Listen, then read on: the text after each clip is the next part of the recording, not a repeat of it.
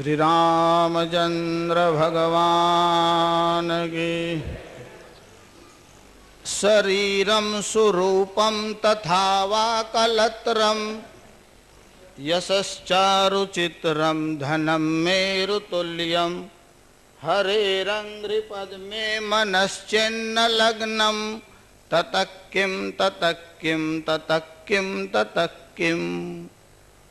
शरीरम सुरूपम, शरीर बहु सुंदर होय। तथा वा कलत्रम, पत्नी सुंदर होय अने मनने अनुकूल होय। शरीरम सुरूपम तथा वा कलत्रम यशश्चारुचित्रम, यश बहु सुंदर फैलायेलो होय अने धनम मेरुतुल्यम, तमे लोकोए हिमालय तो जोयो हशे, एनु कारण दुनियामां एना करता मोटो कोई पर्वत छे ज नहीं। पण पुराणोमां जेनुं वर्णन छे ते मेरु पर्वत छे, सुमेरु पर्वत छे अने ते 1000 योजन ऊंचाई वाळो छे। श्रीमद भागवत जीना पंचम स्कंदमां सुमेरुनुं वर्णन छे। हवे खगोल शास्त्र साथे संबंधित छे एटले हमणां खाली उल्लेख करूं छुं। पण कहे छे के तमारी पासे सुमेरु पर्वत जेटलुं धन होय, धनम मेरुतुल्यम गुरुरंघ्रिपद में मनश्चिन्न लग्नम। पण जो गुरुना चरणमां तमारुं मन न लाग्युं होय, हरिना चरणमां तमारुं मन न लाग्युं होय, ततक्किम ततक्किम ततक्किम ततक्किम, तोसु तोसु, अर्थात बधुं ज व्यर्थ छे। तमारी पासे गमे तेटली शारीरिक संपत्ति होय, तमारी पासे शरीर सौष्ठव होय, तमे बुद्धिमान छो, तमारी पासे पद प्रतिष्ठा छे, पण शरणागतिनुं बल ए ज एकमात्र बल छे। विश्वना इतिहासमां वस्तुतः तमे जे इतिहास भणो छो एटले आपणे जे इतिहास भण्या छे, पण अहींया ज्यारे हूँ इतिहास शब्दनो प्रयोग करूं त्यारे इति मतलब आवुं ज, ह ए निश्चयात्मक शब्द छे, जकार साथे जे आवुं ज, इति ह अने अस एटले हतुं, आवुं ज हतुं, जेवुं छे तेवुं एज इट इज, पोतानुं डापण के कल्पना भेळव्या वगर जे फैक्ट सत्य लखवामां आवे ते इतिहास छे। अने ते इतिहास एटले रामायण अने महाभारत ए इतिहास ग्रंथ छे। जो रामायण अने महाभारत पुराण नथी, इतिहास अने पुराणमां भेद छे। पुराणमां सर्ग लीलानुं वर्णन आवे छे, एमां देवताओनुं चरित्र अने ऋषिओनो वंश आवे। पुराणम पंचलक्षणम, जो भागवत आदि पुराण छे तेमां इतिहास तो होय ज, पण इतिहासनी साथे साथे मानव समाज उन्नत थाय एवा चरित्रोना रूपक पण आवे अने इतिहास पण आवे। पण रामायण अने महाभारत इतिहास ग्रंथो छे। इतिहास लखवा जे माणस बेसे एना मनमा भेद बुद्धि के पक्षपातनी मनोवृत्ति होय तो इतिहास लखी ज न सके। एटले इतिहास वेदव्यास अने वाल्मीकि ज लखी सके, बाकी कोई पण इतिहासकार होय ए पोतानुं डापण के मनोवृत्ति एमां देखाड्या वगर रहे ज नहीं। अने तेथी इतिहास ग्रंथोमां बहु विकृति आवी। इतिहासनुं विकृतीकरण करवानुं जे श्रेय छे ए साम्यवादीओने आपीए तेटલું ઓછું છે। विदेशी इतिहासकार होय के कम्युनिस्ट लोको होय एमने इतिहासमां आटली बधी विकृति करी छे। हमणा ए इतिहासना विकृतीकरण करवावाळा लोकोना परिचयमां जतो नथी, पण रामायण अने महाभारत ए इतिहास ग्रंथ छे। ए रामायण में तमे सांभळ्युं अने वांच्युं हशे, महाभारत में वांच्युं अने सांभळ्युं हशे। हनुमान अने अर्जुन करता वधारे वीर पुरुष जो तमारा जाणमां होय तो मने कहो। જો શક્તિ કર્ણના પાસે બહુ હતી, દુર્યોધનના પાસે બહુ હતી, ધૃતરાષ્ટ્રના પાસે બહુ હતી, સત્તા હતી, સંપત્તિ અને શક્તિ બધું જ ધૃતરાષ્ટ્રના પાસે છે, માત્ર દૃષ્ટિ નથી, ચર્મચક્ષુ તો નથી જ. પણ તમને ધૃતરાષ્ટ્રના ગુરુનું નામ આવડે છે? આ તો રાજા હતો. જે નેતા હોય ને, પ્રેસ વાળા હોય, પોલીસ ખાતા વાળા હોય અને પોલિટિશિયન હોય, એ તો પોતે જ બધાના ગુરુ, એમનો કોઈ ગુરુ હોય જ નહીં. અર્થાત એ મુશ્કેલ વાત છે, ન હોય એવું માનવાનું કારણ નહીં, પણ ધૃતરાષ્ટ્ર રાજા છે, એનો કોઈ ગુરુ નથી. દુર્યોધન દ્રોણાચાર્ય પાસે ભણવા ગયો, પણ ગુરુના પાસે ગયા પછી આ દુર્યોધન બોલે છે કેવું? રાજા વચનમ બ્રવીત પશ્યતામ પાંડુપુત્રાણામ આચાર્ય મહતી ચમમ. આચાર્યની પાસે જઈને કહે છે કે જો વ્યુઢામ દ્રુપદ પુત્રેણ તવ શિષ્યેણ ધીમતા. જે ગુરુને પણ વ્યંગ કરવાનું ચૂકતો નથી એવો દુર્યોધન છે. એક તો એ વિદ્યા ગુરુ છે, જે શિક્ષા ગુરુ હોય, દીક્ષા ગુરુ હોય, વિદ્યા ગુરુ હોય, એમનો દ્રોણાચાર્ય માટે કેવો આદર છે એ તમને મહાભારત વાંચો તો ખબર પડે. વસ્તુતઃ રાવણ બહુ શક્તિશાળી છે, 10 માથાવાળો છે. ઘણી વાર કોઈ માણસ બહુ માથા ભારે હોય તો આપણે કહીએ કે 2 માથાવાળો છે, જૂઠ બોલતો હોય તો કહીએ 2 જબાન વાળો છે. પણ રાવણને 10 માથા હતા અને 20 ભુજાઓ, જેની એટલી બધી શક્તિ છે કે હિમાલયને જઈને હલાવી આવ્યો. એ સોનાની લંકાને બચાવી ન શક્યો અને પોતે પણ ન બચી શક્યો. રાવણે કામનો આશ્રય લીધો અને વિભીષણે રામની શરણાગતિ લીધી.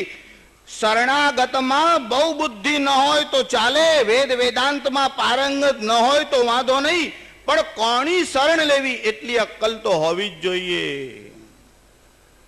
એકે રામની શરણ લીધી, એકે કામની શરણ લીધી, અને બંનેના પરિણામ ફલ જગતમાં પ્રસિદ્ધ છે.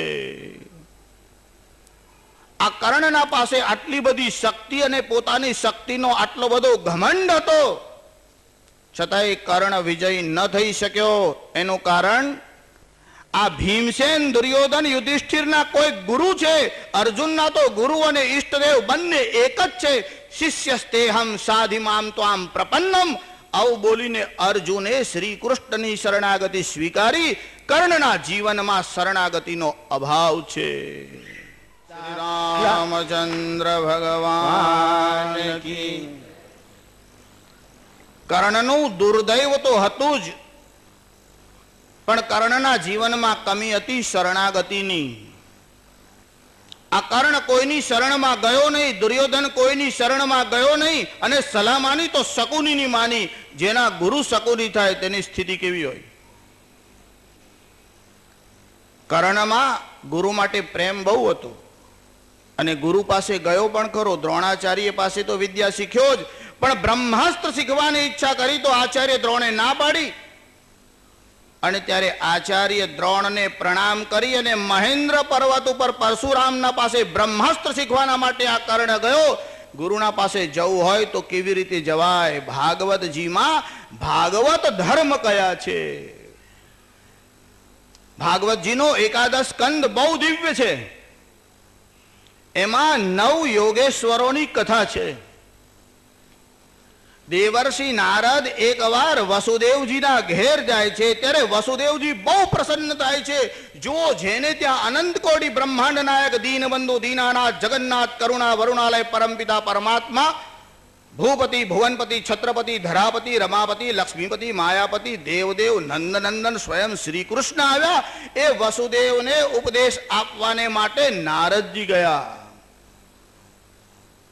નારદજીએ બહુ કુશળતાથી વાત કરી.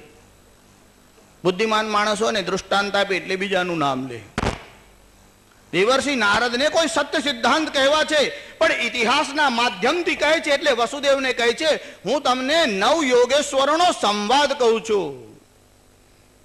જો વક્તા અને શ્રોતાથી વિષયનો મહિમા ખબર પડે. સાધારણ માણસ ગલીઓમાં પોળમાં બેઠો હોય તો કેવી ચર્ચા કરતો હોય, શાની ચર્ચા કરતો હોય? હવે ચર્ચા કરનાર દેવર્ષિ નારદ છે. આવું એટલા માટે કહું છું કે સિરિયલ ને પિક્ચર જોયા પછી નારદના માટે કઈ ભળતી સમજણ આવે છે, એટલા માટે લોકો કઈ ભળતું જ સમજે છે નારદ એટલે. જેને નારદ ભક્તિ સૂત્ર વાંચ્યું એને જ કલ્પના આવે કે દેવર્ષિ નારદ કોણ છે. એ દેવર્ષિ નારદ વસુદેવજીના ઘેર ગયા અને વસુદેવજી પ્રસન્ન થયા, કહ્યું આપ તો તીર્થ છો. સંત એ તીર્થ છે, જંગમ હરતું ફરતું તીર્થ છે. ત્યારે દેવર્ષિ નારદે નવ યોગેશ્વરોની કથા કહી અને વિદેહ વંશના જે નિમિ રાજા હતા એમનો જે નવ યોગેશ્વરો સાથે સંવાદ થયો તે સંવાદ કયો. જો આ મોટા લોકો હોય ને, ઋષિ હોય, દેવર્ષિ હોય, બ્રહ્મર્ષિ હોય, રાજર્ષિ હોય, એ નથી વ્યર્થ બોલતા કે નથી વ્યર્થ લખતા. તમે જ્યારે પત્ર લખવા બેસો ત્યારે લાંબુ લાંબુ લાંબુ કઈ ને કઈ લખ્યા જ કરતા હોય, પાર જ ના આવે, અને તે જે કહેવાનું છે તો પાછું રહી જ જાય, કહેવાય કે કેમ એમાં શંકા.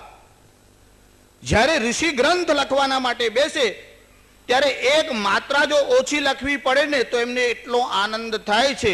ગૃહસ્થી લોકોને સમજાવવા માટે આ ઋષિઓએ લખ્યું કે તમારા ઘરે પુત્રનો જન્મ થાય અને તમને કેવો આનંદ થાય છે. બસ આ ઋષિઓને અર્ધ માત્રા લાઘવે ન પુત્રોત્સવમ મન્યતે, જો એમને એક અડધી માત્રા ઓછી લખવી પડે તો પુત્ર જન્મ જેટલો આનંદ થાય છે. એનો અર્થ એવો કે નથી વ્યર્થ લખતા કે નથી વ્યર્થ બોલતા. તેથી તો સૂત્ર ગ્રંથોનો પ્રભાવ છે. ટેલિગ્રામ અને લાંબા લાંબા જે પત્ર હોય એ બેમાં ટેલિગ્રામમાં અક્ષર ઓછા હોય પણ સારભૂત હોય, તેથી એમાં પ્રભાવ છે. દેવર્ષિ નારદે નવ યોગેશ્વરોનો સંવાદ કહ્યો ત્યારે ભાગવતકારે એટલે વેદવ્યાસે એ નવે નવના નામ લખ્યા. નહીં તો નંબર 1, નંબર 2, નંબર 3 ઉપર લખી શકત. પહેલા નંબરના આવું બોલ્યા, બીજા નંબરના આવું કીધું. નામ લખવાનું શું કારણ હતું? કેટલાક લોકોના નામ એવા હોય કે એમનું નામ લેવાથી આપણને પુણ્ય મળે અને આપણું કલ્યાણ થાય. કેટલાક લોકોના નામ એવા હોય, કેટલાક લોકોનું મુખ જોઈ લો તો સવાર સવારે શું આપત્તિ થાય પૂરા દિવસ સુધી કહેવાનું મુશ્કેલ છે. કવિર હરિર અંતરિક્ષ પ્રબુદ્ધ પિપ્પલાયન આવિર્હોત્રોત દ્રુમિલશ્ચમ શક્કર ભાજન. આ નવ યોગેશ્વર છે. એમાં પહેલા છે એમનું નામ કવિ છે. હવે તો બધા બહુ કવિઓ છે, 2-4 ઘર છોડો ને કવિ. કોઈક વાર કવિ સંમેલનમાં જજો એટલે તમને ખબર પડે કે કવિઓના પણ રાફડા ફાટે છે. હું પણ હમણાં એકાદ કવિઓના સંમેલનમાં ગયો હતો. આ કવિ શબ્દને ઉલટાવો તો વીક થાય. આ બધા એટલા બધા નબળા હતા કે શું કહું તમને. કવિ ક્રાંતદર્શી, જે ક્રાંતદર્શી હોય તેને કવિ કહેવાય. પણ ક્રાંતદર્શી એટલે શું? જે વસ્તુ તમે પ્રત્યક્ષ જોઈ શકો છો, એટલે ઇન્દ્રિયોનો વિષય છે એ તો પ્રાણી માત્ર જોઈ શકે છે, પણ તમારી ઇન્દ્રિયથી ઉપરની જે વસ્તુ છે એ જે સમજાવે છે. કવિર મનીષી.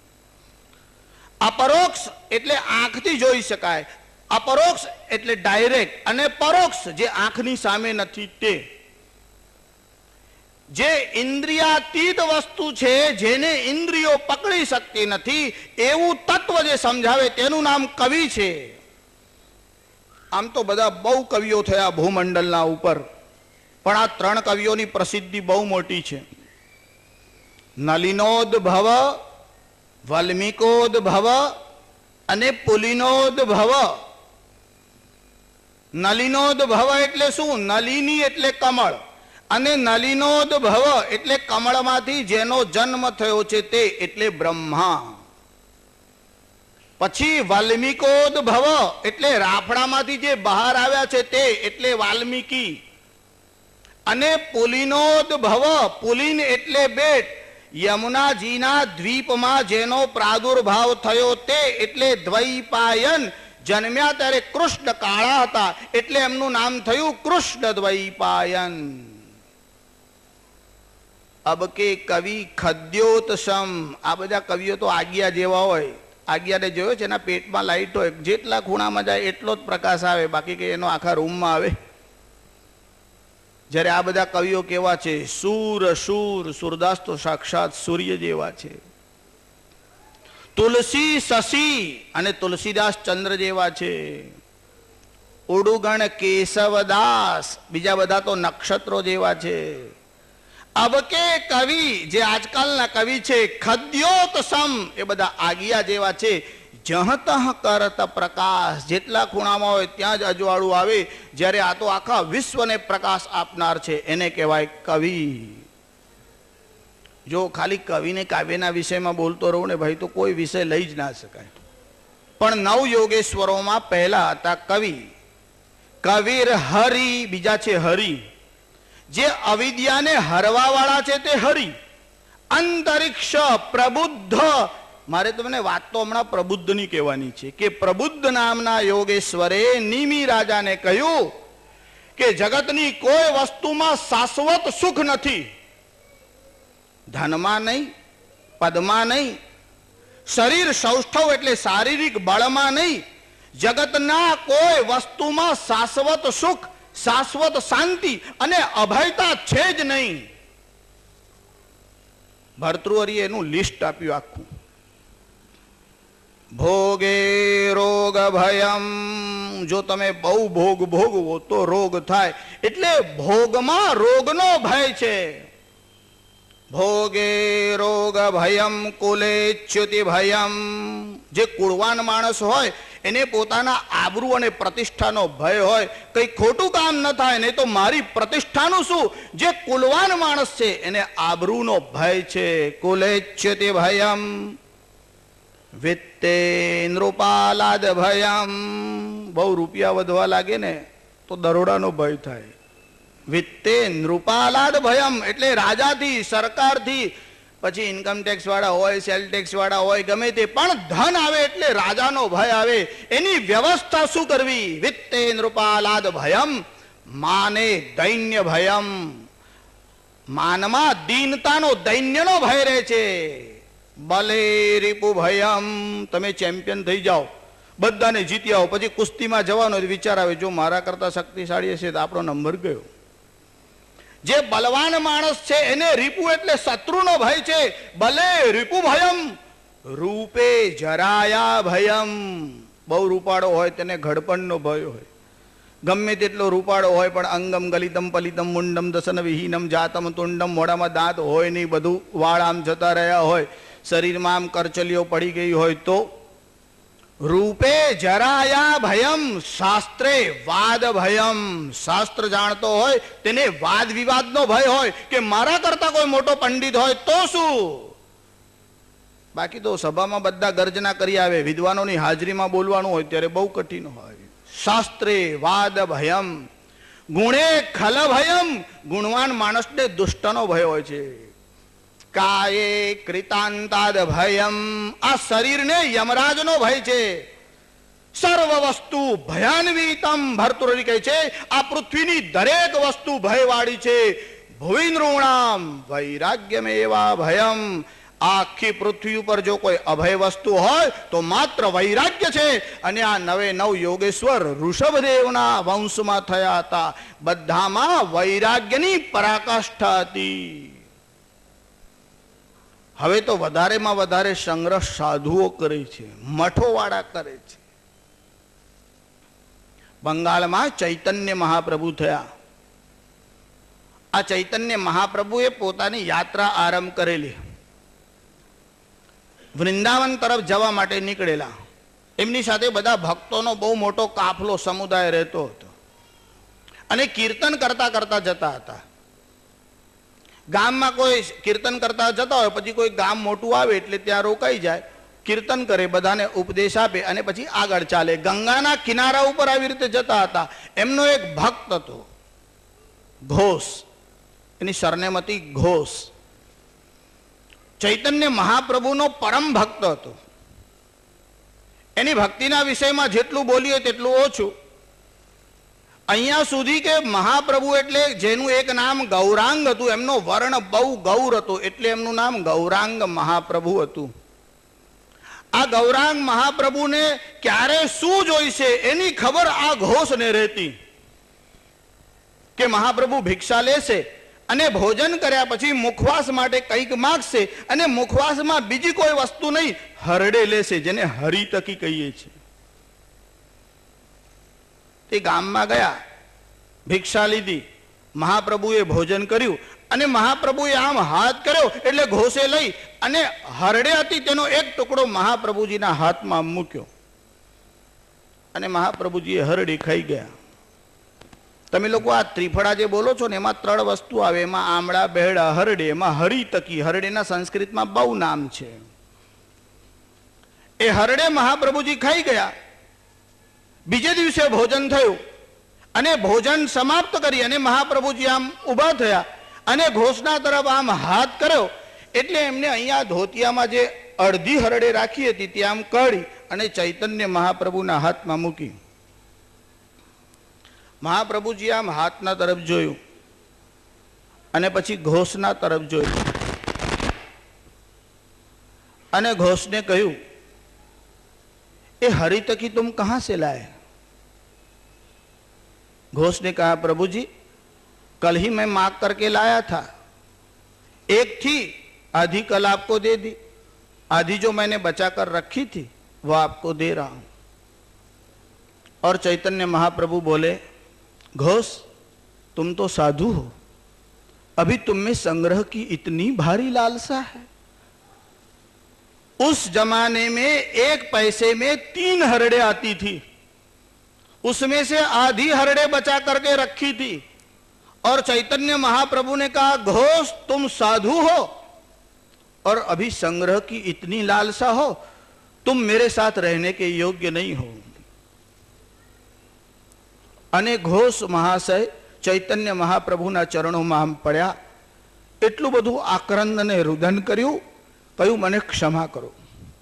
મહાપ્રભુએ કહ્યું, તું અહીંયા જ રહી અને ભજન કર, ઘર ગૃહસ્થી કરી લે. આ ઘોષની સ્થિતિ તો એવી થઈ કે ધ્રુસકે અને ધ્રુસકે રડવા લાગ્યા. મહાપ્રભુજીએ માથા ઉપર આમ હાથ મૂક્યો અને કહ્યું, ઘોષ मैं जानता हूं तुम्हें कोई लोभ नहीं है, तुमने अपने लिए थोड़ी ही बचा कर रखी थी, तुमने तो मेरा ध्यान रखा है. तुमने ये जो संग्रह किया वह अपने लिए नहीं था, मेरे लिए था. और जब दूसरे के लिए करते हैं वह लोभ नहीं होता, तुमने तो अपने स्वामी के लिए किया है. ત્યારે घोष महाशय एक वाक्य बोला, महाप्रभु जी मैं आपके पास रहता हूं, इसलिए इतना सावधान रहता हूं कि कहीं कोई गलती अपराध न हो जाए. पर एक बात मैं आज आपसे मांग लेता हूं, आज तक तो कभी नहीं मांगा, कि मुझसे कभी अपराध हो जाए और आपको दंड देने की इच्छा हो तो कोई भी दंड दो, आपके चरणों से दूर रहने की आज्ञा. बस ये दंड मैं नहीं सह पाऊंगा, मेरे प्राण निकल जाएंगे. एक हरडे राख्या पछी महाप्रभुजी जे बोल्या तेनो प्रभाव एवो थयो अने पछी महाप्रभुजीए कीधुं के ना मने खबर छे तारा मनमा तो बहु वैराग्य छे, बीजाओने उपदेश आपवा माटे मैं तने कह्युं छे, पण तारुं प्रारब्ध एवुं छे के तू आ नगरमां रहे, तारो विवाह थशे. पछी ए महाप्रभुजीनी आज्ञा मानीने त्यां रह्या, महाप्रभुजीनुं स्मरण चिंतन करता रह्या. तेमनो विवाह थयो, एमनो पुत्र थोड़ो मोटो थयो, पत्नीनुं मरण थयुं, थोड़ा वखत पछी पुत्रनुं मरण થયું. એમના મનમાં બહુ આઘાત લાગ્યો. પછી ચૈતન્ય મહાપ્રભુનું સ્મરણ કરતા પણ મનમાં આઘાત લાગ્યો. જેમ તમે કોઈ વાર તમારા કોઈ પ્રિય મિત્રથી રૂઠી જાઓ કે છોકરો માથી રૂઠી જાય, એવી રીતે એમને ભગવાન સાથે લડવાર ઝઘડો કર્યો. ન પોતે ખાધું ન ભગવાનને ભોગ લગાડ્યો. બાકી એમનો નિયમ હતો કે રોજ જ્યારે થાળ તૈયાર થાય પહેલા ભગવાનને માટે થાળ અર્પણ કરે, મહાપ્રભુજીનું સ્મરણ કરે અને પછી પોતે થાળ આરોગે. 2 દિવસ થયા, અન્ન ન લીધું. ત્રીજે દિવસે ભગવાન સ્વપ્નમાં આવ્યા અને બાળકનું સ્વરૂપ ધારણ કરીને આવ્યા અને બાળકનું સ્વરૂપ ધારણ કરીને કહ્યું, ઘોષ एक पुत्र तो चला गया, अभी एक बाकी है, क्या उसको भी पहुंचाने की इच्छा है? अरे मेरा तो ध्यान कर, और अगर तेरा एक पुत्र चला गया तो तेरे मन में यह दुख होगा कि अगर मुझे कुछ हो जाएगा तो श्राद्धादि कर्म कौन करेगा? अरे मैं हूं ना. અને ખરેખર એવું થયું. ઘોષ મહાશયનું શરીર છૂટ્યું, ભગવાન પુત્ર રૂપે આવ્યા અને શ્રાદ્ધાદિક કર્મ કર્યા. આ ભારતના ઇતિહાસમાં જોવા મળશે, વિશ્વના કોઈ ઇતિહાસમાં આ ઘટના જોવા નહીં મળે. એક હરડે રાખવા માટે મહાપ્રભુ જો આવું બોલ્યા હોય કે સાધુઓ કે લીએ સંગ્રહ અચ્છા નહીં, અને આજે તમે મઠ મંદિર અને સાધુઓની સ્થિતિ જુઓ તો ધર્મશાસ્ત્રોમાં લખ્યું છે કે તમે દાન કરો તો પુણ્ય થાય, પણ 3 વસ્તુનું દાન કરે તે માણસ નરકમાં જાય છે. આ 3 વસ્તુનું દાન કરાય નહીં. સ્તેનાનામ અભયં દત્વા સદાતા નરકમ વ્રજેત. જો જે વિદ્યાર્થી હોય ને, બ્રહ્મચારી હોય, ભણતો હોય, તેને પાન ન અપાય. જે ભણતા વિદ્યાર્થીને, બ્રહ્મચારીને તાંબુલ એટલે પાન પડીકી માટે પૈસા આપે તે નરકમાં જાય. પણ શાસ્ત્રીજી, અમને પૂછ્યા વગર છોકરાઓ ખાઈ આવતા હોય તો તમે સંમતિ ન આપશો. છોકરાઓ ખાઈ આવે તો એનું કર્મ ભોગવશે, પણ તમારે સામેથી એને પૈસા અપાય નહીં. યતિનામ કાંચનન દત્વા, સંન્યાસીને સોનાનું દાન કરે તે નરકમાં જાય છે. સંન્યાસીને સોનું ન અપાય. યતિનામ કાંચનન દત્વા તાંબુલમ બ્રહ્મચારિણામ, અને સ્તેનાનામ અભયં દત્વા, ચોરને અભયદાન ના અપાય. ચોરી કરે, પકડાઈ જાય, ખોટા કામ કરે, પકડાય, પછી કે જવા દો જવા દો. એને તો બોલાઈને એવી આપો કે બીજી વાર વિચાર ના આવે ચોરીનો. જો તમે ચોરને અભયદાન આપો, સદાતા નરકમ વ્રજેત, તો તે નરકનો અધિકારી થાય છે. તાત્પર્ય આવું કે સંન્યાસીને સોનું ન અપાય, બ્રહ્મચારીને પાન ન ખાવું, આ શાસ્ત્રમાં નિયમ છે. આ બધા મહાપ્રભુજીના જીવનની ઘટનાઓનો વિચાર કરતા રહીએ તો વૈરાગ્ય કોણે કહેવાય? ત્યાં વૈરાગ્યનું કોઈ સાકાર રૂપ હોય તો ચૈતન્ય મહાપ્રભુજી હતા. આ પ્રબુદ્ધ નામના જે યોગેશ્વર છે તેમને નિમીને કહ્યું કે આ બધું સમજાવશે કોણ? સત્ય વસ્તુનો પરિચય કોણ આપશે? વૈરાગ્ય વૈરાગ્ય બધા બોલે છે, પણ પોતાના આચરણથી કોણ દેખાડશે? એટલા માટે તમારે ગુરુની શરણમાં જવું આવશ્યક છે. તસ્માદ ગુરુમ પ્રપદ્યેત જિજ્ઞાસુ શ્રેય ઉત્તમમ. જિજ્ઞાસુ, જિજ્ઞાસુ કોણે કહેવાય? જ્ઞાતુમ ઈચ્છા જિજ્ઞાસા, એટલે જાણવાની જે ઈચ્છા છે તેનું નામ જિજ્ઞાસા. જો જાણવાની ઈચ્છા એટલે કુતૂહલ નહીં. નહીં તો ગામમાં રોડમાં કોઈનો ઝઘડો થયો, એક્સિડન્ટ થતો હોય, રોડમાં આમ ટોળું થઈ ગયું હોય, પોતાનું વ્હીકલ બાજુમાં ઉભા રાખે, પછી પેલાને બોલાય, કોણ છે? કોણ અથડાયું? કઈ રહે છે? હવે તું તારા રસ્તે જાને, તારે હું પંચાયત? કોણ અથડાયો? કઈ રહે છે? કેમ અથડાયો? આને જિજ્ઞાસા ન કહેવાય, આને પંચાત અને પ્રપંચ કહેવાય. પ્રપંચ અને જિજ્ઞાસામાં ભેદ છે. જિજ્ઞાસાનો અર્થ જાણવાની ઈચ્છા થાય, પણ કેટલીક વાર જાણવાની ઈચ્છા નહીં, સામેવાળાને પરેશાન કરવાની પણ ઈચ્છા હોય, ત્યારે પણ માણસ જિજ્ઞાસુ થઈને જાય. અને બીજાઓની વાત જવા દો, ભગવાન શ્રી કૃષ્ણના વંશમાં જે યાદવો જન્મ્યા એ ઋષિઓની મજાક કરવાને માટે ગયા.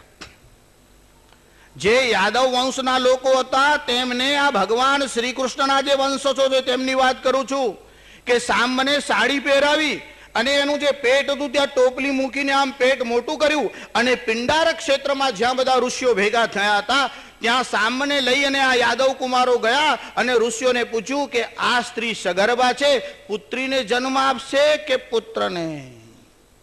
આ જિજ્ઞાસા કહેવાય કે મજાક કહેવાય? જિજ્ઞાસુ બનીને ગયા છે, પણ પ્રશ્ન આવો પૂછ્યો. અને જે ઋષિઓ ત્યાં બેઠા હતા તે કોપાયમાન થયા અને ઋષિઓએ શાપ આપ્યો કે આનાથી પુત્રી કે પુત્ર નહીં થાય, યદુવંશનો નાશ થાય તેવા મુસલનો જન્મ થશે. અને જ્યારે એ સાડી ખોલી ત્યારે એમાંથી એક સામેલું મૂષણ નીકળ્યું.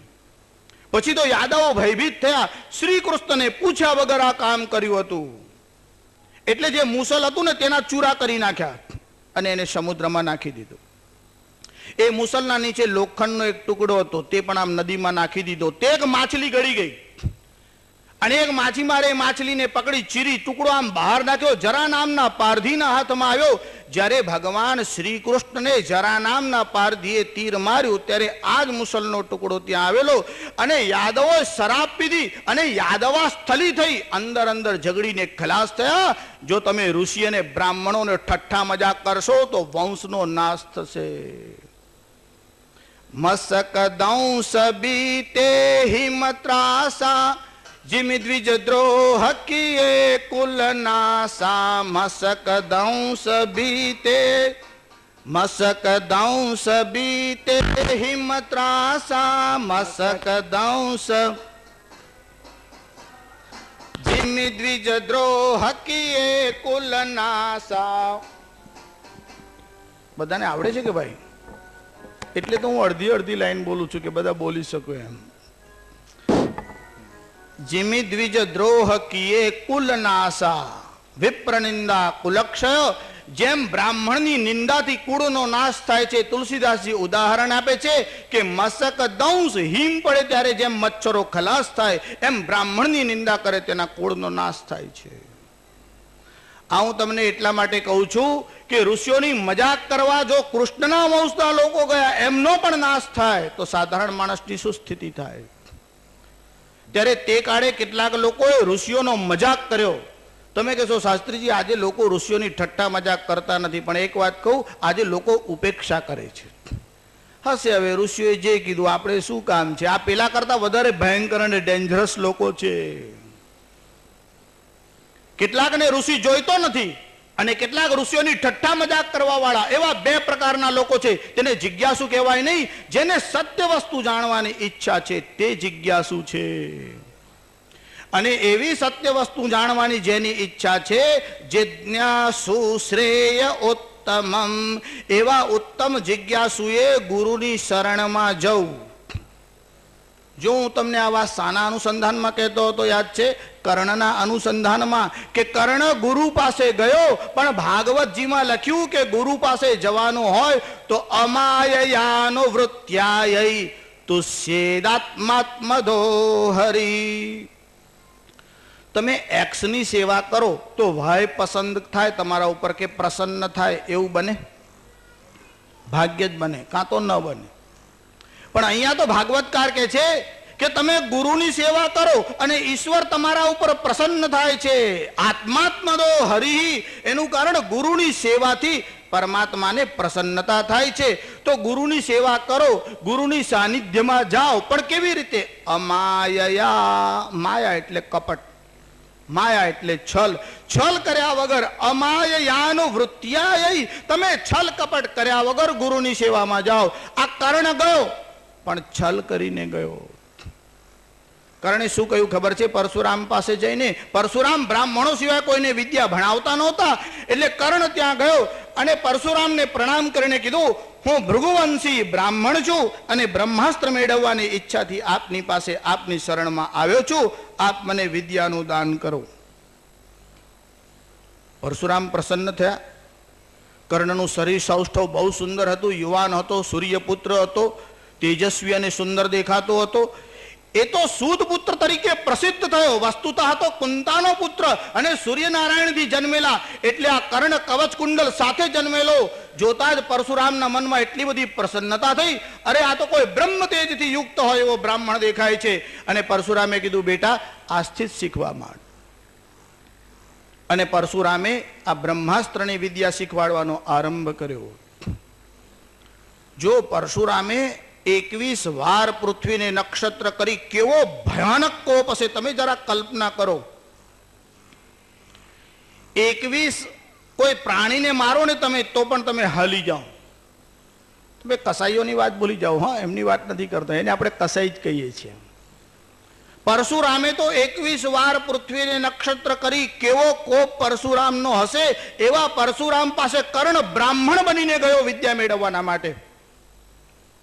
એક વાર બંને ગુરુ શિષ્ય જંગલમાં વિહાર કરતા હતા. પરશુરામને જરાક આરામ કરવાની ઈચ્છા થઈ. કર્ણ ત્યાં બેસી ગયો અને કર્ણની જંઘા ઉપર માથું મૂકી અને પરશુરામ સૂઈ ગયા. એટલામાં એક અલર્ક નામનો કીડો, તમે બધા ગુજરાતી કે બીજી કોઈ વાર્તાઓ પુસ્તકોમાં ભમરો એવું સાંભળ્યું હશે, પણ વસ્તુતઃ એ કીડાનું નામ હતું અલર્ક. અષ્ટાપદ, એને 8 પગવાળો કીડો કહે છે. તે લાર, રક્ત અને માંસભક્ષી કીડો હતો. એ અલર્ક નામનો કીડો ત્યાં આવ્યો અને કર્ણની જંઘામાં છેદ કર્યો. કર્ણના મનમાં વિચાર આવ્યો, જો પગ હાલી જશે તો ગુરુદેવની ઊંઘમાં ભંગ થશે. બહુ સહનશીલ હતો. કીડી કરડે, અરે કીડી કરડવાની વાત જવા દો, થોડીક વાર આમ બેસા રહીએ ને તોય હતપત કરવાનું મન થાય છે. કીડી કરડે તો બહુ દૂરની વાત છે. અને એમાં પણ અષ્ટાપદ નામનો આ કીડો, એની દાઢ એટલી બધી તીક્ષ્ણ, જેને આ કર્ણની જંગામાં છેદ કર્યો અને કર્ણને પીડા તો બહુ થઈ, શિષ્કારો ન નીકળ્યો મોઢામાંથી. પ્રાણાયામમાં તમે કેવી આમ સ્થિરતાથી બેસો કે તમારું શરીર ન હાલે, એવી સ્થિરતાથી આમ કર્ણ બેઠો હતો. કીડો અંદર ઘૂસતો ગયો, છેદ ઘા ઊંડો કર્યો, એમાંથી રક્તની ધાર બહાર આવી અને જ્યાં પરશુરામ સૂતા હતા ત્યાં આમ લોહીની ધાર ગઈ અને ગરમ રક્તનો સ્પર્શ થતા જ પરશુરામ એકદમ જાગ્યા અને કીધું, અરે આ અશુદ્ધ આવું લોહી મને કેવી રીતે સ્પર્શ થયો? અને કર્ણ આમ ઉભો થયો, કર્ણના તરફ જોયું, બંને ધ્રુજતા કાંપતા હતા, એક ક્રોધથી કાંપતા હતા પરશુરામજી, અને કર્ણ ભયને લીધે કાંપતો હતો. પરશુરામે પૂછ્યું, તું કોણ છે? હાથ જોડીને સામે ઉભો રહ્યો, હું આપનો શિષ્ય છું. ના ના, બ્રાહ્મણમાં આટલી સહનશીલતા હોય જ ન શકે, તું બ્રાહ્મણ નથી, સત્ય બોલ, કોણ છે? અને કર્ણે સ્વીકાર કર્યો, મહારાજ હું બ્રાહ્મણ નથી. હજુ તો આટલું બોલે કે હું બ્રાહ્મણ નથી, શુદ્ધ પુત્ર બોલે પહેલા તો પરશુરામનું આખું શરીર ક્રોધથી આમ કાંપવા લાગ્યું અને કર્ણના તરફ જોઈ આંખમાંથી આગની લપટો નીકળતી હોય એટલો બધો ક્રોધ પરશુરામના આખા શરીરમાં હતો. જો જે લોકોને ક્રોધ આવે ને એનું હૃદય બહુ કોમળ હોય છે. આ સંતો કેવા છે, આ ઋષિઓ કેવા છે? વજ્રાદપી કઠોરાણી, વજ્ર કરતા પણ કઠોર છે, અને મૃદુની કુસુમાદપી, ફૂલ કરતા પણ કોમળ છે. જે કર્ણને આટલા બધા પ્રેમથી વિદ્યા શીખવાડી, એ કર્ણનો અપરાધ જ્યાં છલ કરીને આવ્યો એવી ખબર પડી અને પરશુરામ આમ ઉભા થયા, કર્ણની આમ સામે જોયું, કર્ણની હિંમત ન થઈ કે સામે આંખ મિલાવી શકે, હાથ જોડીને આમ ઉભો રહ્યો અને જ્યાં આમ ચરણમાં પડવા જાય પરશુરામજી સેજ આમ પાછા ખસ્યા. કર્ણના મનમાં બહુ પીડા થઈ. કર્ણમાં ગુણ બહુ છે, કોઈક જગ્યાએ ભૂલ અને અપરાધ થઈ છે, પણ કર્ણમાં ગુણની કમી નથી. પહેલો અપરાધ તો કર્ણનો આ હતો કે પોતાની શક્તિ ધર્મના પક્ષે ન વાપરતા અધર્મના પક્ષે વાપરી દુર્યોધનના પક્ષમાં ગયો. બીજી વાત, ગુરુ માટે બહુ પ્રેમ છે. પરશુરામની બહુ સેવા કરી, કોઈ શિષ્ય ન કરી શકે એવી સેવા પરશુરામની કરી, પણ છલ કરીને ગયો, જૂઠ બોલીને, બ્રાહ્મણ છું એવું કહીને પરશુરામની પાસે ગયો.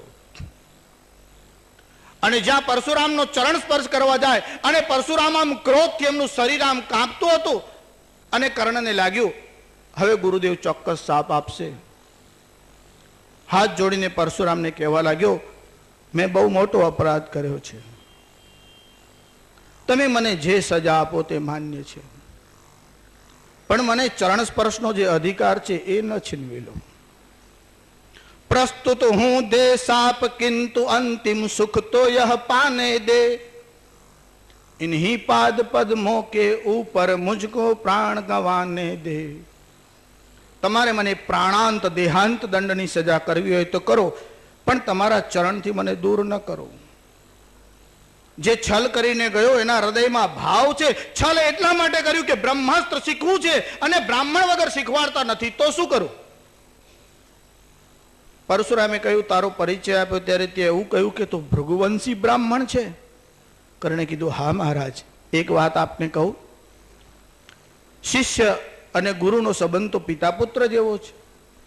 હું આપનો શિષ્ય માટે આપનો પુત્ર છું અને આપ ભૃગુવંશી છો માટે આપનો પુત્ર છું, એટલા માટે મેં કહ્યું હું ભૃગુવંશી છું. પરશુરામ માન્યા નહીં.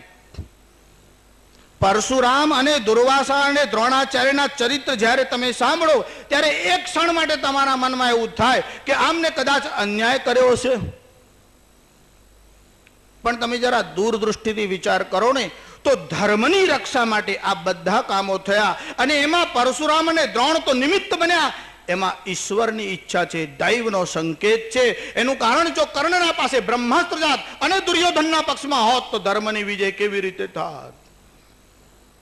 લોકોને પરિણામની પણ સમજણ નહીં અને પરિસ્થિતિનો ખ્યાલ નહીં. પરશુરામ બહુ ક્રોધી હતા, એમને કર્ણ ઉપર જરા દયા ન આવી. જ્યારે પરશુરામ કોપાયમાન થયા ત્યારે કર્ણ પરશુરામ માટે કેવો ભાવ રાખે છે તેનો વિચાર કરો.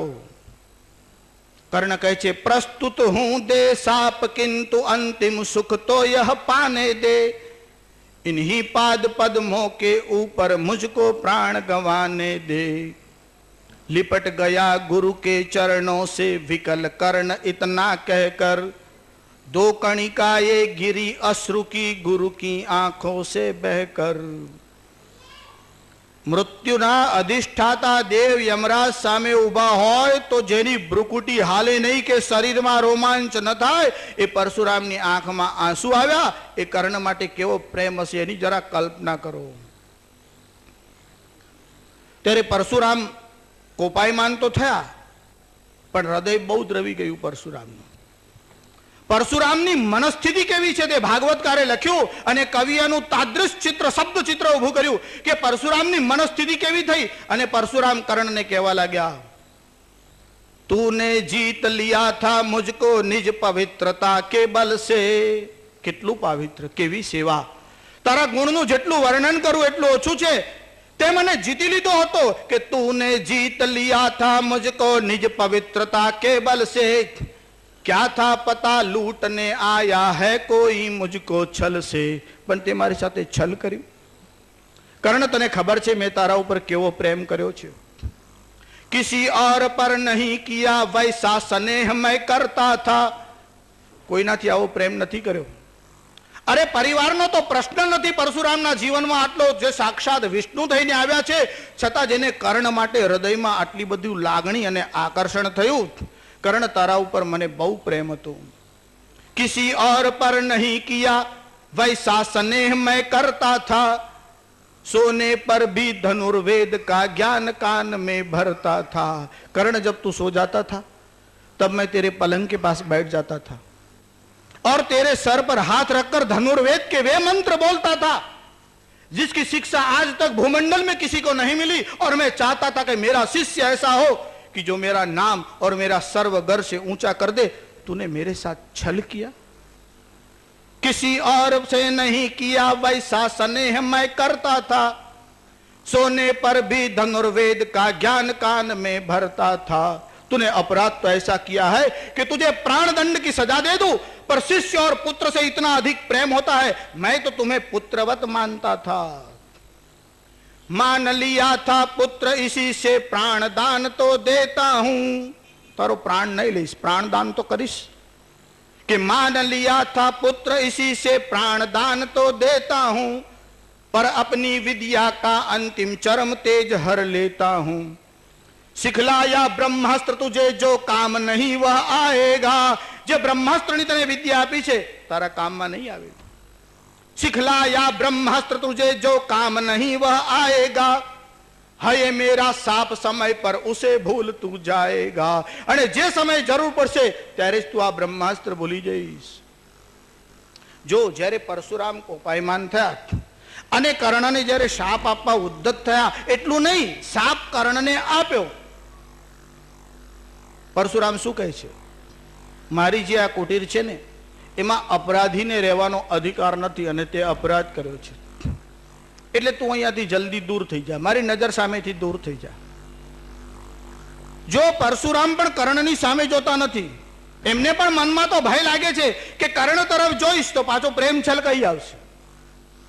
કોપ છે છતાં સામે જોતા નથી અને કર્ણના સીધી આંખ મિલાવતા વગર પરશુરામજીએ પોતાનું આમ મોઢું ફેરવી લીધું અને બોલ્યા છે, જાઓ જાઓ કર્ણ મુझे બિલકુલ અસંગ હો જાને દો. મને એકાંત આપ, હું હવે તારી પાસે નહીં ઉભો રહી શકું. કે જાઓ જાઓ કર્ણ મુझे બિલકુલ અસંગ હો જાને દો. बैठ किसी एकांत कुंज में मन को स्वस्थ बनाने दो. એનો અર્થ શું થયો કે પરશુરામજી અસ્વસ્થ થઈ ગયા. એમને કીધું કે તું જા, તને જોઈશ ત્યાં સુધી હું સ્વસ્થ નહીં રહી શકું. એકાંત કુંજમાં જઈ અને આત્મામાં લીન થઈશ ત્યારે જ. પરશુરામે પોતાની સ્વસ્થતા ખોઈ નાખી. એક અવતાર કોઈના માટે સ્વસ્થતા ખોઈ નાખે, કેવો પ્રેમ હશે કલ્પના કરો. રામ અને સીતાના માટે જે લોકો કઈ ને કઈ બોલતા રહ્યા છે, રામજીએ સીતાના ઉપર અન્યાય કર્યો. હવે હમણાં વાલ્મીકી રામાયણના પ્રસંગમાં ક્યાં જવું પણ પરશુરામ આવી રીતનું બોલ્યા છે કે કર્ણ તું જરા દૂર થઈ જા. એનું કારણ ભય હે તુમ્હે નિરાશ દેખ કર છાતી કહી ન ફટ જાહે. પરશુરામમાં હૃદયમાં એટલી વેદના થઈ કે જેને આટલી સેવા કરી છે એને શાપ આપીને અહીંયાથી દૂર મોકલું છું, મારાથી આ સહન નહીં થાય. ભય હે તુમ્હે નિરાશ દેખ કર છાતી કહી ન ફટ જાય, ફિરા ન લૂ અભિશાપ પિઘલ કર વાણી નહીં ઉલટ જાય. કદાચ એવું ના થાય કે મને શાપ પાછો લેવાની ઈચ્છા થાય, મારી વાણી ઉલટી જાય, એવું ન થાય. छूकर गुरु का चरण कर्ण ने अर्घ्य अश्रु का दान किया. કર્ણ પરશુરામના ચરણોમાં પડ્યા, પોતાના આંસુઓથી જ અર્ઘ્ય આપ્યો. પરશુરામના પગ ઉપર કર્ણના આંસુ પડ્યા. छूकर गुरु का चरण कर्ण ने अर्घ्य अश्रु का दान किया और उन्हें जी भर निहार कर मंद मंद प्रस्थान किया. જો કુટીરમાંથી કર્ણ નીકળ્યો તો ખરો, પણ કેવી રીતે નીકળ્યો? ઉલટા પગથી નીકળ્યો. ગુરુની આજ્ઞા છે કે ચાલ્યો જા, છોડવાની ઈચ્છા નથી, આજ્ઞા ભંગ કરવાનું સાહસ નથી, એટલે ગુરુને આમ નિહારે છે. ઓર ઉન્હે જી ભર નિહાર, મન તો ભરાતું નહોતું, પણ મનને સમજાયું ગુરુએ આજ્ઞા આપી છે, મેં અપરાધ કર્યો છે, હું દોષી અને પાપી છું. ઉલટા પગથી આમ કર્ણ આમ બહાર આવ્યો, પણ જ્યાં સુધી આશ્રમની સીમાની બહાર ગયો એના નેત્ર પરશુરામના ચરણમાં. તસ્માદ ગુરુમ પ્રબધ્યેત જિજ્ઞાસુ શ્રેય ઉત્તમમ. જે ઉત્તમ જિજ્ઞાસુ હોય તેને ગુરુના ચરણની શરણ લેવી. વિભીષણે રામજીના ચરણોની શરણ લીધી, રાવણે અપમાન કર્યું, વિભીષણ લંકાનો ત્યાગ કરીને આવ્યો, રામજીના ચરણમાં આવ્યો. રામજીએ બધાઓને બોલાવ્યા અને પૂછ્યું કે આ વિભીષણ સાથે કેવો વર્તાવ કરું. જો હવે બધા મંત્રીઓના વિધાન બોલતો બેસું ને તો પાર ના આવે. પણ જ્યારે વિભીષણ ભગવાનની પાસે આવ્યો ત્યારે રામજી એક પ્રતિજ્ઞા કરી. શ્રી બાલકૃષ્ણલાલ કી જય. જો શરણ લેવાની હોય તો ગુરુ અથવા હરિ બેની શરણ લેવાય. કોઈ કામની શરણમાં જાય, કોઈ ધનની શરણમાં જાય, પણ શરણ લેવાની હોય તો બેની જ લેવાય, બેની શરણાગતિ સ્વીકારાય. ગુરુ કે હરિના ચરણની શરણમાં સદા શાંતિ રહેતી જીવન કે મરણમાં. ગુરુ કે હરિના, જો કે શબ્દનો અર્થ થાય અથવા, ગુરુ કે હરિ એટલે ગુરુ અથવા હરિ, પણ એમાં કેને જુદો ન પાડો તો ગુરુ કે હરિ સંસ્કૃતમાં કેસરી શબ્દ શિવ માટે છે, અને વ્રજ ભાષાથી લઈ બધી ભાષામાં શકારનો હકાર ઉપયોગ થયો. જેમ સિંધુમાંથી હિન્દુ શબ્દ બન્યો, પાષાણમાંથી પહાણ થયો, તેમ કેસરીમાંથી કેહરી, કેહરી કંધ તુલસીદાસ જેવું લખ્યું. એમ ગુરુ કેહરી, કેહરી એટલે સિંહ, ગુરુ કેસરી જે સિંહ જેવો છે એવા ગુરુની શરણમાં જવાય. શિયાળ જેવો હોય તેની શરણમાં ન જવાય. સિંહના જેવો એટલે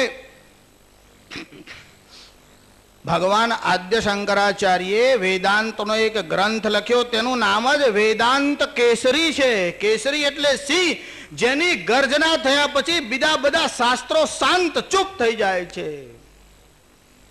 તાવદ ગર્જંતિ શાસ્ત્રાણી જંબુકા વિપિને યથા. આ જંગલમાં શિયાળવાઓ ચાચુ અવાજ કરે ક્યાં સુધી? જ્યાં સુધી સિંહની ગર્જના ન સંભળાય. પણ સિંહની ગર્જના થાય ત્યારે આ બધાઓનો અવાજ શાંત થઈ જાય છે.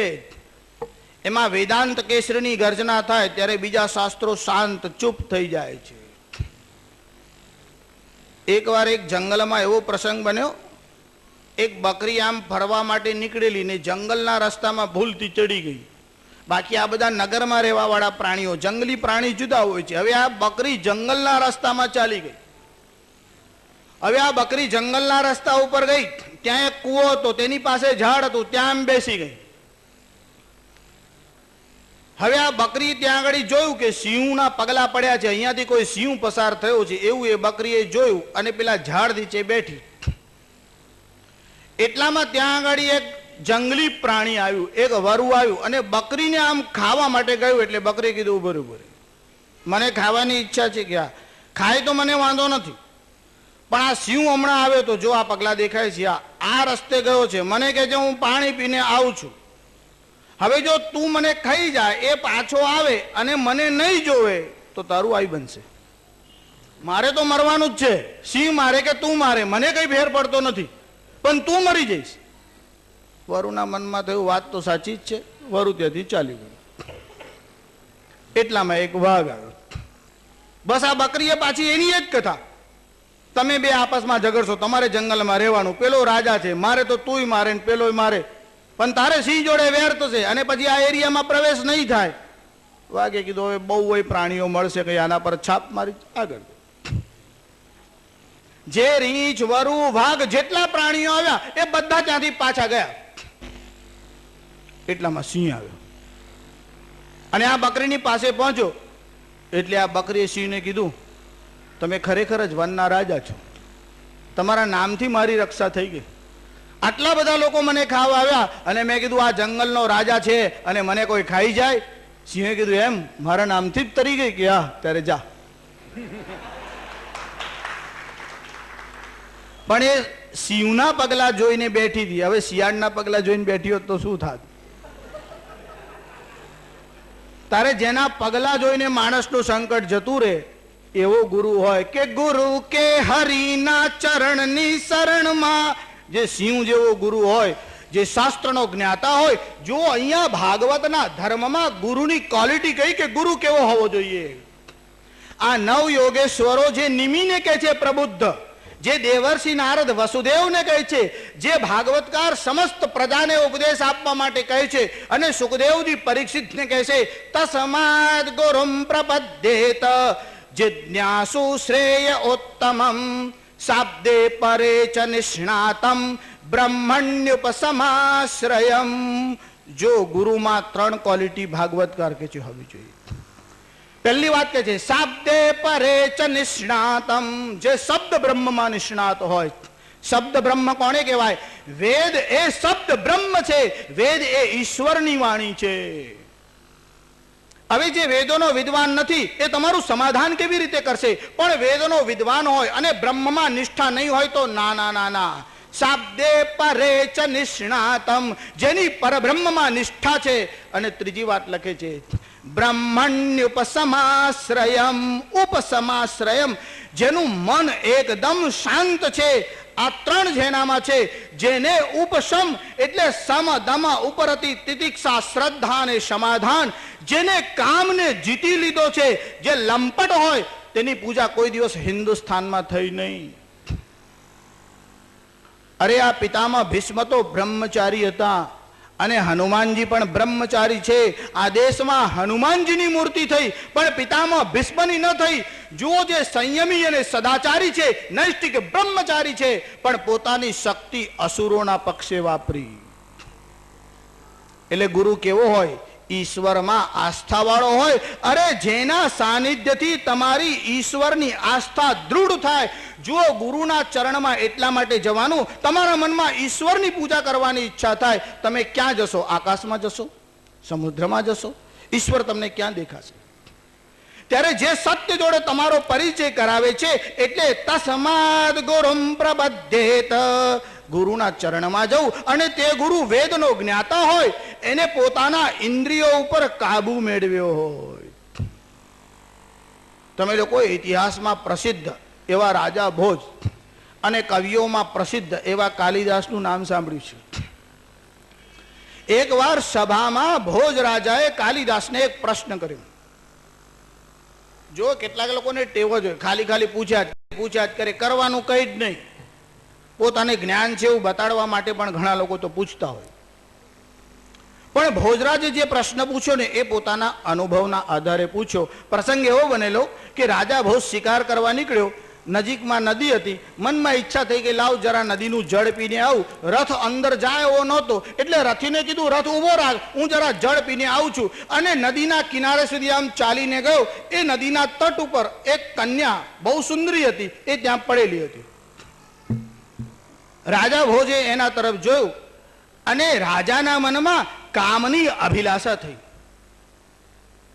રથ દૂર હતો, નદીનો એકાંત કિનારો હતો, સુંદરી કન્યા ત્યાં સૂતેલી હતી અને રાજા ભોજે એના તરફ જોયું. એના મનમાં સ્પર્શ કરવાની ઈચ્છા થઈ. ભોજ આમ નજીક પહોંચ્યો અને જરા હાથને આમ સ્પર્શ કર્યો. ચામડી બહાર આવી ગઈ. એનું કારણ ડેડ બોડી, કોઈ મરેલી કન્યા ત્યાં પડેલી હતી. પછી એકદમ પોતાના ઉપર જ એના મનમાં ઘૃણા આવી. અરે રે, મારા મનમાં આવો વિચાર કેમ આવ્યો? મેં તો બહુ સત્સંગ કર્યો છે, મારું કુટુંબ પણ આવું પવિત્ર છે, મારા મનમાં કામની ભાવના ઉત્પન્ન કેમ થઈ? માણસને કામ સતાવે અને માણસ કામને આધીન થાય એનું મુખ્ય કારણ કયું છે? પોતે વિદ્વાન હતો. જેમ તમે આજકાલ ટીવીમાં જુઓ છો ને, 4 વિકલ્પો હોય જવાબ, એમાંથી એક સિલેક્ટ કરવાનો. તમે બધા જોતા હશો તો આને 3 વિકલ્પ આપ્યા કે 3 માંથી એક સિલેક્ટ કરવાનો, કે કામ જે માણસના પર હાવી થાય છે એના 3 કારણ છે, એમાં કયું કારણ પ્રાધાન્ય છે? એટલે કાલિદાસને પૂછ્યું, મનોભામિની વા વિષયાદિતાતા કામસ્ય સત્યમ જનક કવેક. તમે તો કવિરાજ છો, વાસ્તવમાં જેને કવિ કહેવાય એવા કાલિદાસ છે. કાલિદાસ, મારી આ શંકાનું સમાધાન કરો. મનો, માણસનું મન કારણ છે. મનોભામિની એટલે સુંદરી સ્ત્રી કારણભૂત છે. વા વિષયાદિતાતા કે મનમાં જે વિષયોનું ચિંતન ચાલે છે એ વિષયો જ એટલા બધા બળવાન છે. જો વેદાંતમાં જ્યારે વિષય શબ્દનો પ્રયોગ થાય ત્યારે છોકરાઓને તમે પૂછો ને કયો સબ્જેક્ટ ભણો છો, એ અર્થમાં વિષય નહીં. અહીંયા વિષય એટલે ઓબ્જેક્ટ, પદાર્થ.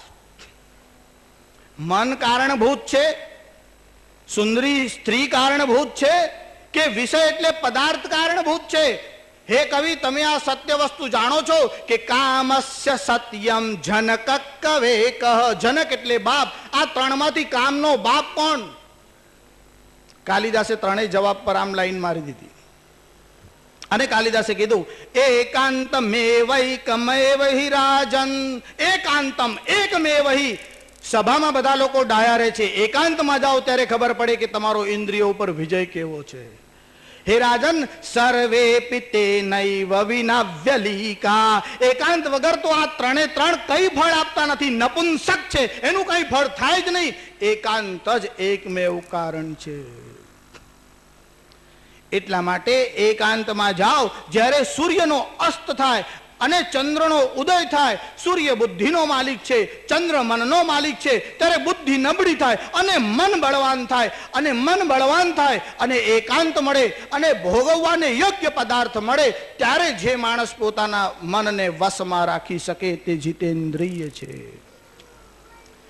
બ્રહ્મણ્યમ ઉપસમાશ્રયમ. એવા ગુરુની ચરણમાં જાઓ. રાવણ પાસે આટલી બધી બુદ્ધિ હતી અને ભગવાન શિવની સ્તુતિ કરી કે સાક્ષાત ભગવાન પ્રસન્ન થયા. અરે તો જય વિજય ભગવાનના દ્વારપાળો હતા, તેથી આટલી સદગુણ કે અક્કલ પણ હતી.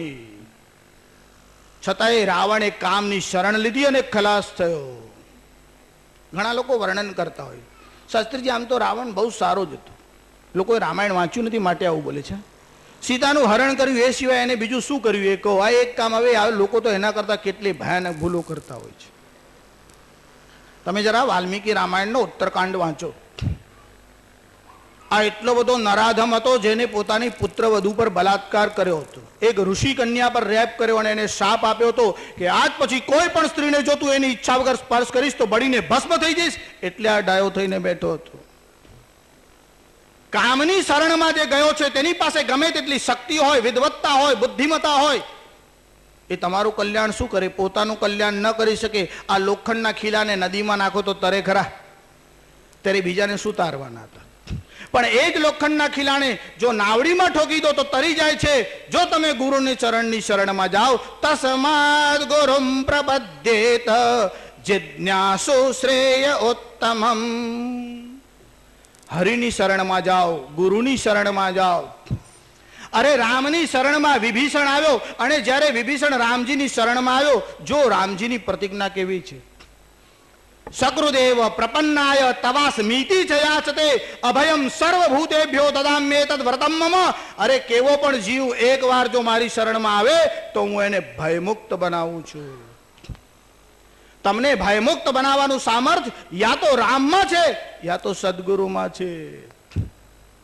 જો કે આજે તો લોકો રામના વિષયમાં બોલતા હોય છે, રામના વિશેની વાત જવા દો, રામાયણ વાંચે એના જીવનમાં જે પરિવર્તન આવે છે. રામ રાજ્યનું વર્ણન તો હમણાં ક્યાં કરતો બેસું. રામજી વિવાહ કરીને આવ્યા પછી આખા અયોધ્યામાં ઉત્સવ મનાયો. શાનો ઉત્સવ હતો? जब ते राम ब्याही घर आए, जब ते राम ब्याही घर आए, जब ते राम ब्याही घर आए, नित नव मंगल मोद मनाए, नित नव मंगल मोद मनाए, नित नव मंगल मोद मनाए, नित नव મંગલ મોદ મનાય. જો રામજી વિવાહ કરીને આવ્યા, નિત નવ રોજ રોજ આખી અયોધ્યામાં આનંદ થયો. અરે રામની વાત છે, જે રામાયણ વાંચે ને એનો ગૃહસ્થાશ્રમ દિવ્ય થઈ જાય તો રામનો હોય કે નહીં? ત્રેતાયુગની વાત જવા દો, હમણાંની 100 વર્ષ પહેલાની વાત કરું છું, અને તે પણ જેના ઘરમાં રામાયણનો પાઠ થતો હતો એવા પરિવારની વાત કરું છું. રામાયણની શરણ લીધા પછી જો જીવનમાં આવું પરિવર્તન આવે તો રામ કે ગુરુની શરણમાં કેવું આવે કલ્પના કરો. આજથી 50-100 વર્ષ પહેલા. હવે તો વિવાહની ઉંમર થોડી મોટી થઈ છે. પહેલા જરા વિવાહ જલ્દી થઈ જતા. એટલે 14 વર્ષની અવસ્થામાં એક કન્યાનો વિવાહ થયો. વિવાહ કરી અને પોતાના પતિને ત્યાં એટલે કે સાસરીમાં ગઈ. ત્યારે સાસરી વાળાઓ એમને જે કોઈ વસ્તુઓ આભૂષણો આપેલી એમાં એક 9 લખો હાર આપેલો. આ છોકરી નાની હતી, ઘરમાં કામ કરતા કરતા હાર ક્યારે પડ્યો તેનું ભાન ન રહ્યું. હવે હાર ઘરમાંથી પડી ગયો અને વિવાહમાં આપેલો છે, અને જો સાસુની નજર પડશે તો શું થશે, એટલે માથે તો ઓઢતી પણ ગળું આમ ઢાંકીને રાખતી કે હાર ખોવાયો છે, એની ખબર ન પડે.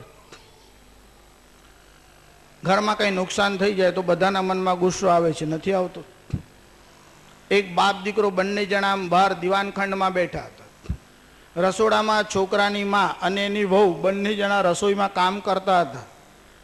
એટલામાં કાચની બરણીના ફૂટવાનો અવાજ આવ્યો. એટલે આ બહાર જે બેઠા હતા એને પોતાના છોકરાને કીધું, દીકરા, આ બરણી તારી વહુથી નહીં તારી માથી ફૂટી છે. છોકરાએ કીધું, બાપા તમે જ્યોતિષી છો, તમને બહાર બેઠા બેઠા કેમ ખબર પડી કોણે ફોડી છે? કે 325 રૂપિયાની ઉઠી ગઈકાલે લાવ્યો હતો, પણ આ તારી માથી ફૂટી હશે.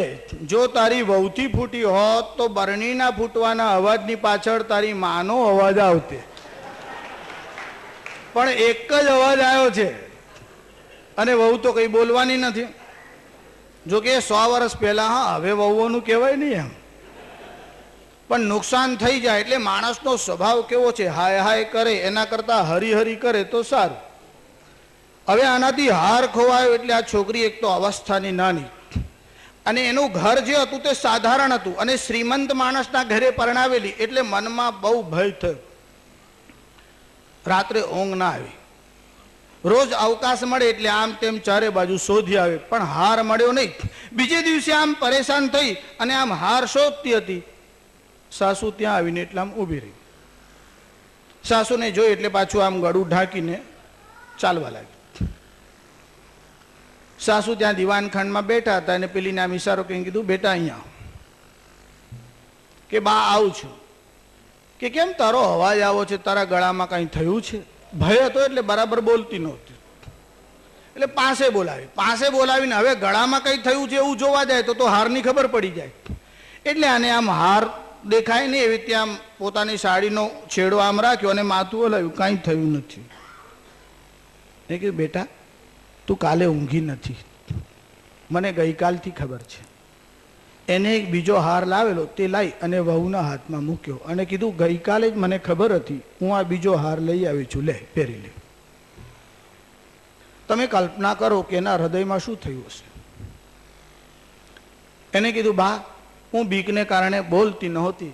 ત્યારે એની બાએ એટલે એની સાસુએ કીધું, બેટા જો હાર ખોવાઈ જાય ને તો બજારમાં મળે, પણ તારું હૃદય તૂટી જાય તો બજારમાં મળે. હાર ખરીદી શકાય, ખુશી નહીં. આવી સાસુ મળે એ તો પૂર્વનું પુણ્ય હોય તો મળે. હા, બાકી 5-50 રૂપિયાનું નુકસાન કર્યું હોય તો 5 મહિના સુધી રોજ ગા ગા કરે. અને એને નવો હાર લાવીને વહુને આપ્યો અને ઉઠીને પોતાના રૂમમાં ગઈ અને એટલામાં એનો પતિ આમ બહારથી આવ્યો અને આ રડતી હતી. એટલે એના પતિ આમ પાસે જઈને પૂછ્યું શું થયું. એટલે એની બા બીજો હાર લાવ્યો તો ત્યાં આમ ઈશારો કરીને બતાડ્યો કે આ બીજો હાર લાવ્યા બા, એમાં રડવા જેવું શું છે? કે મારાથી એક હાર ખોવાઈ ગયો પણ મેં બાને કીધું નહીં. એટલે આને શું કર્યું, એના વહુના ખભા ઉપર પોતાનો આમ હાથ રાખીને કીધું તારો હાર તો આ છે. પોતાના બાહુઓને જ બતાવ્યા કે તારો હાર તો આ છે, આ હારની શું કિંમત છે. ત્યારે એ છોકરીએ કલમ હાથમાં લઈ અને પોતાની માને એક પત્ર લખ્યો અને ત્યારે એને પત્રમાં એની માને સંબોધન કરી અને પછી લખ્યું વિદા ઘર સે હોતે ઉભર આંસુ આए, છૂટા સાથ માતા પિતા યાદ આए. માં જ્યારે ઘરથી મને વિદાય આપીને ત્યારે મારું હૃદય બહુ ભારે હતું કે હું હવે આ ઘરને છોડીને જાઉં છું. કે વિદા ઘર સે હોતે ઉભર આંસુ આए, છૂટા સાથ માતા પિતા યાદ આए. હવે માં અને બાપનો સાથ છે તે છૂટી ગયો. મિલી સાસ ऐसी, શું કહું, સાસુ કેવી મળ્યા. મિલી સાસ ऐसी कि तुम याद आए. માં સાસુને જોયા પછી મને તારી યાદ આવી કે આટલી કાળજી બીજું કોઈ ન કરી શકે. મિલી સાસ ऐसी कि तुम याद आए, એ આંસू સદા સાથ દેતે ही आए. એ આંસू ખુશી કે નહીં ગમ સે આए. આંસू ખુશીથી આવ્યા છે, ગમને કારણે નથી આવ્યા. એ આંસू खुशी से नहीं गम से आए, मुझे तो ये रिश्ते अजी खूब भाए. આવો સુંદર રિશ્તો થયો, મને મનમાં બહુ હર્ષ થયો. મિલા હાર ऐसा કભી ખો ન જાए. પતિનો પ્રેમ એ સાચું આભૂષણ છે અને એ મને મળ્યો છે. મિલા હાર ऐसा કભી ખો ન જાए, પિયા પ્રેમ મૂર્તિ ગલે સે લગાએ. એને કહેવાય ધન્યો ગૃહસ્થાશ્રમ. અને ત્યારે એ રામાયણનો પાઠ એ ઘરમાં નિત્ય થતો હતો અને તેનો આ પ્રભાવ હતો કે ઘરમાં વસ્તુ મુખ્ય નથી, સંબંધ પુત્ર મુખ્ય છે, વહુ મુખ્ય છે.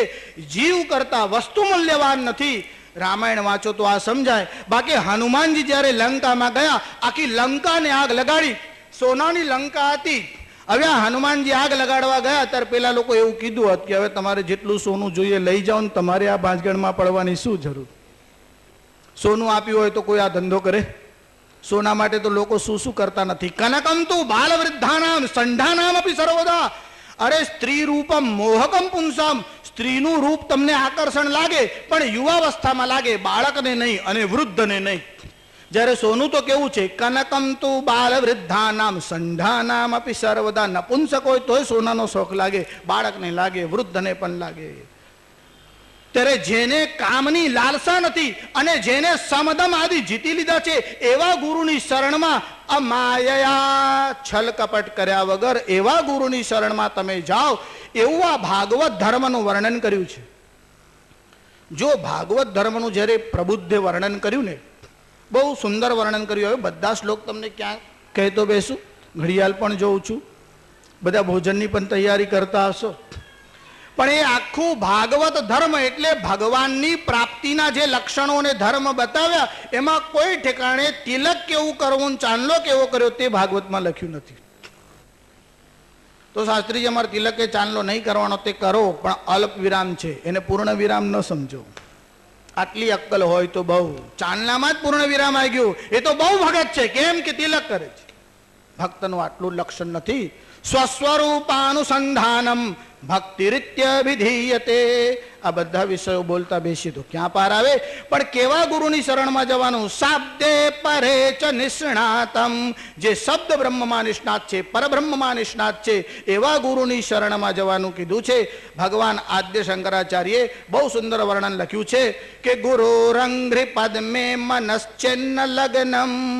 જેનું ગુરુના ચરણોમાં મન ન લાગ્યું તેનું જીવન વ્યર્થ છે. જે ગંગા છે એ તો દૂરથી ઉપલબ્ધ થાય, પણ ગુરુનું ચરણોદક તો ગમે ત્યારે ઉપલબ્ધ થાય. અને ગુરુના ચરણોને ગંગોદક કહ્યું એનું કારણ ગંગામાં અને ગુરુના ચરણોદકમાં કેટલી વસ્તુઓ સમાન છે. કેવું સામર્થ્ય છે ગંગાનું. રોગમ શોકમ પાપમ તાપમ હર મે ભગવતી કુમતિ કલાપમ ત્રિભુવન સારે વસુધાહારે ત્વમસી ગતિર્મમ ખલુ સંસારે. રોગમ શોકમ તાપમ પાપમ, રોગને શોકને તાપને અને પાપને હરવાવાળી જેવી આ ગંગા છે, એવું આ ગુરુનું ચરણોદક શોક તાપ અને પાપને હરવાવાળું છે.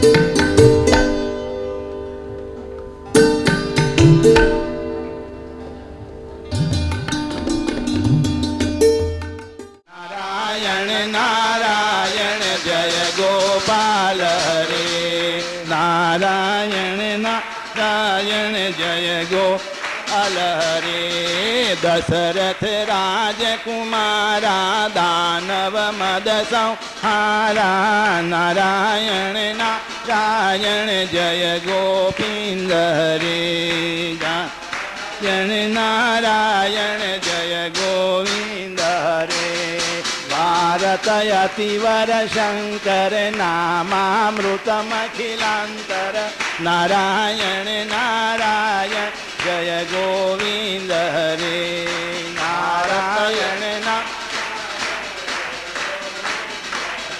हरि नारायण नारायण जय गोविंद हरे नारायण नारायण जय गोपाल हरे आरती ओम शिव नारायण की द्वैत निकंदन पावनकारी द्वैत निकंदन पावनकारी आरती ओम शिव नारायण की आरती ओम शिव ગોવિંદ મુનિયતિ વર શ્રી શંકર ગોવિંદ મુનિયતિ વર શ્રી શંકર મત્સ્ય કુર્મવારાહ નારાયણ આરતી ઓમ શિવ નરસિંહ વામન ભૃગુનંદન કી નરસિંહ વામન ભૃગુનંદન કી રાઘવ માધવ દત્ત પ્રભુ કી રાઘવ માધવ બુદ્ધ પ્રભુ કી આરતી ઓમ શિવ નારાયણ કી रमा उमा काली मा शारद रमा उमा काली मा शारद कली में पावन कल की प्रभु की आरती ओम शिव नारायण की आरती यह कोई भावे गावे आरती यह कोई प्रेम